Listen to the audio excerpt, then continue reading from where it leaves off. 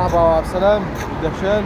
فلوق النهارده الشباب مستنيين المواصلات، وهي اصلا المسافه لا تقدر بكيلو اصلا. ايوه بس لازم مواصلات بقى. يا جماعه وصلنا يا جماعه، خلاص وصلنا الكليه.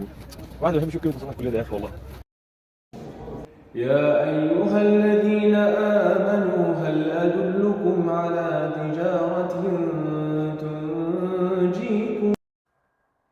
وعلى الهدوء بقى يا جماعه، ما فيش اجمل من الهدوء والله. اليأس والاحباط اللي بيصيب باي حد. يا شباب بعد ما خلاص تاني سيكشن اهو، احنا كنا نايمين الله وكيل في السيكشن ده، يعني اول سيكشن في الماده دي، بس الماده اصلا يا جماعه مش في البيت يا ابني، سيب بقى شغلي بقى، خلص الشغل.